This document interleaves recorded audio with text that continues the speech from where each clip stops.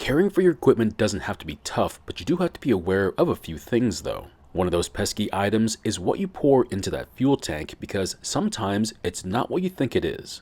The owner of this machine was not careful, and because of that caused him to give away a perfectly good machine. And if you don't want that to happen to you, then seeing what happened to this one might just motivate you. In today's video, we're going to be looking at this very simple Yard Machines lawnmower.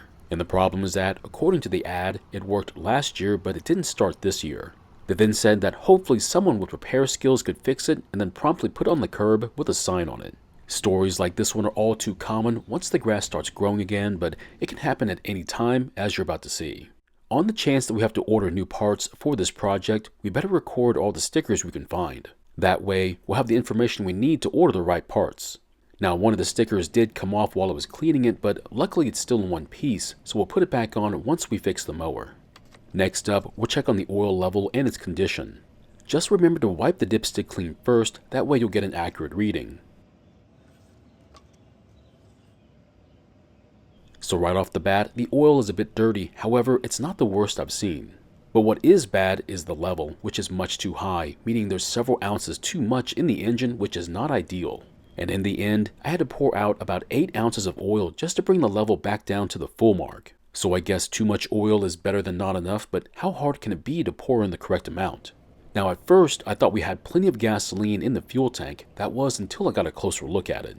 So what you're seeing is a layer of water sitting under the gasoline. That means this mower had 0 chances of starting up. Now we have to really wonder, how did that much water get inside the fuel tank? But by the way the air filter is covered in oil, I doubt the engine was going to start anyway. Next up, I want to check and make sure that the engine isn't broken by priming it with some fresh gasoline. But once I pulled on the rope, things got even worse. As it turns out, it was binding up and not returning like it should be. But on closer inspection, it turns out the metal eyelet that protects the plastic from the rope was missing. So to get around it, we'll just need to pull on the rope from a lower angle.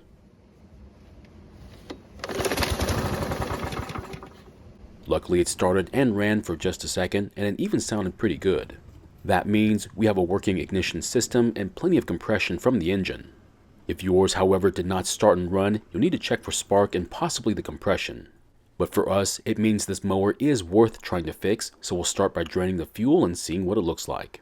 And just as we suspected from our earlier inspection, there's a lot of water in this gasoline. It is a bit tough to tell from this angle, but if you look from the side, it's a whole lot easier to tell. Unfortunately, we're not able to get all of the water out from the system, but we'll do that here in a bit. Yes, you can take off just the carb from the engine, but I find it easier to take the cover and the fuel tank off at the same time. Just as a reminder, this port on the back of the air filter base is for the breather hose for the emissions, so don't forget about it later on. Most people never realize that it was there because it's behind the base. Now this carb has an automatic choke system on it, so we'll need to pry this arm loose for the bypass. After that, we can then lift the fuel tank free from its supports and then work the carb off the intake pipe and the governor. Doing it this way makes it so much easier to separate the fuel tank from the carb. Next up, we'll use a large Allen wrench to take off the drain and then capture what comes out of the fuel bowl. By what came out of the fuel tank, I'm fairly certain that it should be nothing but water, and as you can tell, that's exactly what it is. In total, I'd have to guess there was well over 12 ounces of water in the system, which is about half of what was in there. Not only that, but there was also quite a bit of debris in the bowl as well, which means it'll need a good cleaning.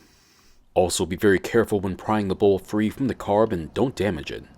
Now with the bowl still wet, it is difficult to see the debris, but it is there. But before we forget or lose it, we'll install the drain back onto the bowl. After cleaning the bowl, we'll then remove the white cartridge from the carb to inspect and clean it.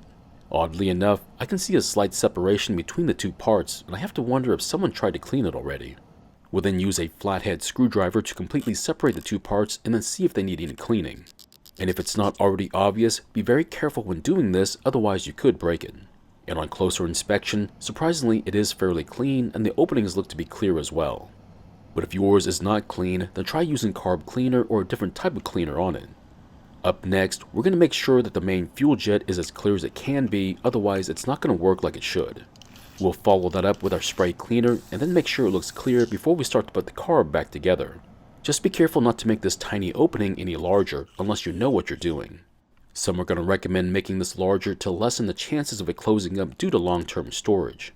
However, this will make the engine run too rich with fuel, which can cause other issues with your engine if not maintained. After checking the movement of the float and the needle, we'll then install the cartridge and then the fuel bowl. Now, to be honest, these plastic carbs are cheaply made, however, it does make them easy to clean, not to mention resistant to corrosion.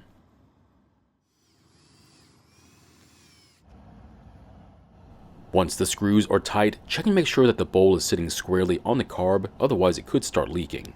So the O-ring and its retainer did come off with the carb, which is what we want. But I'm going to take them off and show you where they could be if they didn't. And as you can tell, they might still be on the intake pipe, and if they are, you'll need to take them off and install them on the back of the carb. Now, if this O-ring is missing, the chances of the engine even starting is almost zero, so keep that in mind. We'll then connect the fuel line from the carb to the fuel tank and then install them both onto the engine. Now, if you wish to install an inline fuel filter, you can, but there's not going to be a lot of room to do it.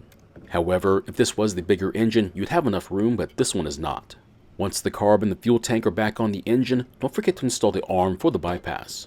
And when you do, make sure it's installed behind the post for the choke. Otherwise, the bypass system is not going to work like it should, making hot starts very problematic. Where the engine will start like it should when it's cold, but might not start when it's hot. And once the air filter base is secured, don't forget about that breather hose for the emissions system. Of course, we're not going to reuse that oil-soaked air filter, but for right now, we're going to use this good test filter until we know when it's sold. And the last item we want to check, at least for right now, is the spark plug. Now, if you've seen my videos before, you'll know that I don't check them unless I have a good reason to. And as you might have guessed, I have several good reasons to, and that's because of all that extra oil that was in the engine. That extra oil has to go somewhere, and some of it gets to the combustion side and causes all this carbon to form on the spark plug. It can get bad enough that eventually it can cause running, if not starting problems. Of course, you can choose to just replace it, but if you don't know why it was doing it in the first place, it's just going to happen again. I'm not going to replace this one, but instead clean it with fire, but you can choose to do it a different way. If you want, you can use carb or brake cleaner, or maybe even your propane grill would work too. I'm just letting you know that you don't have to do it the way I'm doing it to get it cleaned. Once you've turned all that extra oil into ash, you'll need to find a way to get rid of it. And after a couple of minutes of cleaning, it now looks a whole lot better. Just make sure to let it cool down before touching it. Also, before installing it back into the engine, make sure it's gapped to your liking. I like to set my spark plugs to 25 thousandths of an inch, but you're welcome to use a different value. If you do decide to replace your spark plug, I would just take the old plug into an auto parts store. These stores are more convenient, and finding help is a lot easier than at a big box store. I would also recommend getting the same brand as the factory spark plug versus an aftermarket one, but it is your choice. And finally, I'm going to put back into the fuel tank the same gasoline we took out, but leaving the water behind, of course. After that, we can finally try starting it, and hopefully it starts up and runs.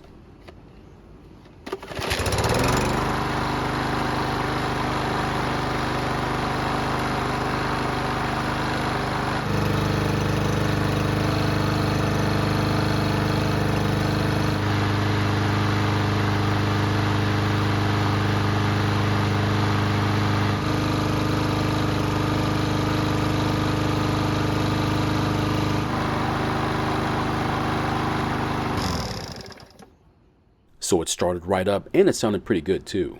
Now, because of the age of this mower, it's probably a good idea to check on the valve clearances, but I'm going to guess that it's not too far off. This engine is running quite well, and that's despite all the small problems it had when it showed up. Now, of course, we can't sell it just yet, not until we complete the last couple of maintenance items and do a long test run. But hopefully after that, the new owner will take good care of it, and it'll give them several more years of reliable service. So my question is, do you do your own maintenance, or do you let someone else do it for you? But until I find someone I can trust, I guess it's up to me.